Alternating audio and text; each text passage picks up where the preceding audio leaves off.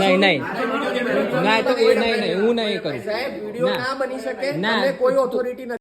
Dash કેમેરો લગાવ્યો છે કેમેરો ચાલુ થઈ ગયો હા મેં ચાલુ કરાયું. Hi guys, good morning. કેમ છો?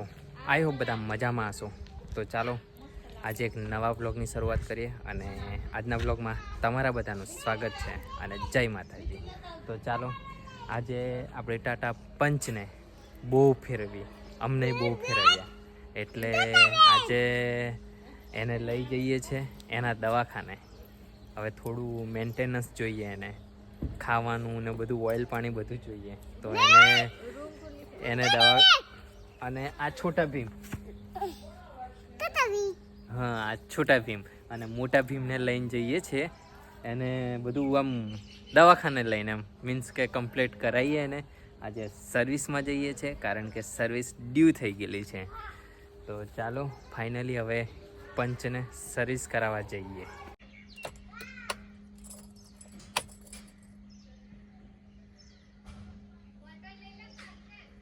લો ફ્યુલ અને સર્વિસ ડ્યુ થઈ ગયેલી છે, એટલે 29,652 કિલોમીટર ગાડી ફરી ગયેલી છે.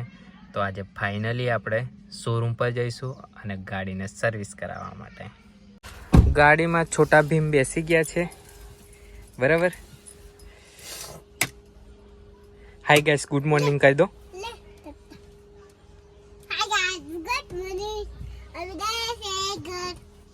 કઈ જઈએ? ગોધરા ગાડી સર્વિસ કરાવે કે? હા હા હા. તું કોણ છે? તારું નામ શું?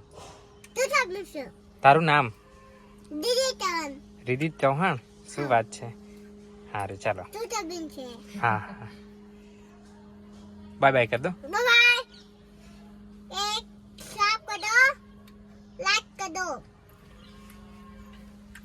એક સાફ કર દો એટલે કે સબસ્ક્રાઇબ કર દો અને લાઈક કર દો. એવું તો આ એને ડોહીને બોલતા નહીં આવડતું. હા. તો ગાઈસ ફાઇનલી અમે આવી ગયા ટાટાના શોરૂમ પર સર્વિસ માટે. હા, અને 1 કલાક પછી અમારું અહીંયા શું કે જોબ કાર્ડ બન્યું છે, તો હવે ગાડી સર્વિસમાં જશે, એટલે બહુ ટાઈમ લાગી જવાનો છે. ગાડીઓને હવે હિંચકા ઝુલાવે છે ઉપર, ઊંચા નીચે કરે છે, નહીં?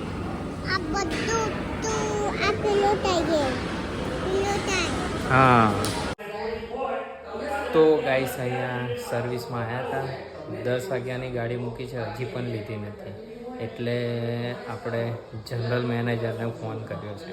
તો હવે એ લોકો શું કહે છે એ જોઈએ, અને બીજા બધા પણ હલવાયેલા જ છે સર્વિસ માટે, કારણ કે ગાડી બહુ એમ પેલું કેવું ટાઈમ બહુ લે છે, એટલા માટે. કેટલી ગાડી સર્વિસ પર કરીએ મને કહો.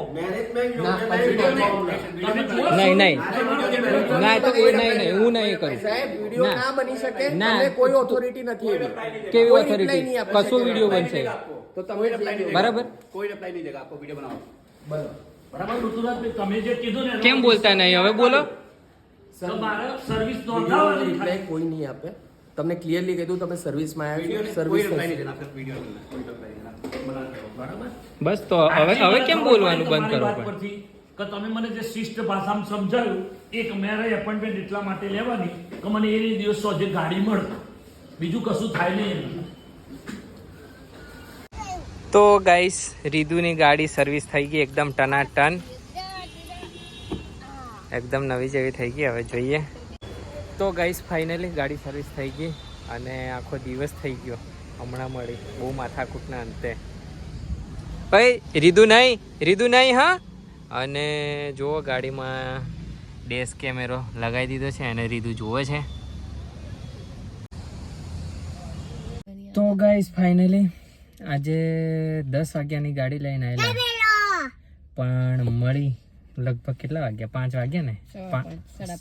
5:30 ગાડી મળી. કંટાળી ગયા છે અને બપોરે 2 વાગે એપોઇન્ટમેન્ટ લઈને આવેલા, તોય ગાડી બપોરે 2 વાગે સર્વિસમાં લીધી. એટલે પછી મેનેજરને થોડું એમ બોલવાનું થયું અને પછી ગાડી લીધી સર્વિસમાં. એટલે બહુ માથું દુખી ગયેલું છે આજે. તો ચાલો ફાઇનલી હવે ગાડી થઈ ગઈ અને હવે જઈશું ઘરે. પપ્પા આ બંધ કરો. નહીં બંધ કરવાનું. અને ડેશ કેમેરો લગાવ્યો છે. કેમેરો ચાલુ થઈ ગયો. હા મેં ચાલુ કરાયું. હા તો રીદુએ ફાઇનલી ચાલુ કરાયો છે કેમેરો. રીદુને 2 નારિયેળ પીવે છે. 2 ટોટીઓ લઈને ખેંચે છે. જો હે આ બાજુ હવે આવ્યો. શું કરો છો કહી દે. કાલે તો બહુ લેટ થઈ ગયેલું, બહુ માથાકૂટ થઈ ગયેલી, એટલે પંચ સર્વિસ કરાવીને આયા ખરા, પણ શોરૂમમાં બહુ રકઝક થઈ ગયેલું. તો આખી સ્ટોરી હું તમને સવારથી સાંજ સુધીનું શું બન્યું એ કહીશ. તો એમાં એવું બન્યું કે સવારે મને એપોઇન્ટમેન્ટ આપેલું 15 દિવસ પહેલાં, અને આગલે દિવસ કન્ફર્મેશન માટે પણ ફોન આવેલો એ લોકોને કે કાલે તમે આવવાના છો કે નથી. તો મેં કીધું કાલે હું આવીશ. તો મને એ લોકોએ 10 ને 15નું ટાઈમ આપેલો અને હું પહોંચ્યો ત્યાં 9:50 પહોંચી ગયેલો. પણ ગાડી એ લોકોએ એવી રીતના લીધી જે પ્રમાણે સવારથી ગાડીઓ ગઈ ને એવી રીતના લીધી એ લોકોએ, અને એપોઇન્ટમેન્ટ પ્રમાણે લીધી નહીં. અને એપોઇન્ટમેન્ટમાં આપણો નંબર હતો 8મો. તો પછી ત્યાં પહોંચ્યા એટલે ગાડીનું જોબ કાર્ડ બનાવ્યું 11 વાગે, અને મારે 2 વાગે અહીંયા હોસ્પિટલ આવવાનું હતું, કારણ કે બધા ડૉક્ટરો આવતા હતા. એટલે મેં કીધું 2 વાગે પતી જશે તો હું રિટર્ન થઈ જઈશ એમ. પણ બજારમાં થોડું કામકાજ પતાવી આવું એટલે આમ ગાડી સર્વિસ થઈ જાય તો પછી 2-2:30 વાગે નીકળી ગયે, છેલ્લામાં છેલ્લા 3 વાગે પહોંચી જઈએ એવું. પણ બજારમાં જઈને આવ્યા 1 વાગી ગયેલો. તો 1 વાગે જોયું તો ગાડી બહારની બહાર જ પડી હતી. તો એ લોકોએ ગાડી લીધી નથી. પછી ડાયરેક્ટ આપણે કમ્પ્લેન કરી કોલ કરીને. પછી મેનેજર આવ્યા, મેનેજરને વાત કરી, એટલે મેનેજરને બધા જોડે વાત કરી પણ કોઈ રિસ્પોન્સ આવ્યો નહીં હરખો. હું બીજા ભાઈને પૂછ્યું કે તમે ગાડી સર્વિસમાં કઈ રીતના લો છો, એપોઇન્ટમેન્ટ પ્રમાણે કે પછી જેવી રીતના આવે એવી રીતના. તો એ ભાઈએ મને કહી દીધું કે જે પ્રમાણે ગાડીઓ આવે ને એ પ્રમાણે અમે લઈએ એમ. એટલે પછી કોલ કર્યો અને મેનેજરને વાત કરીને બધું એ થયું.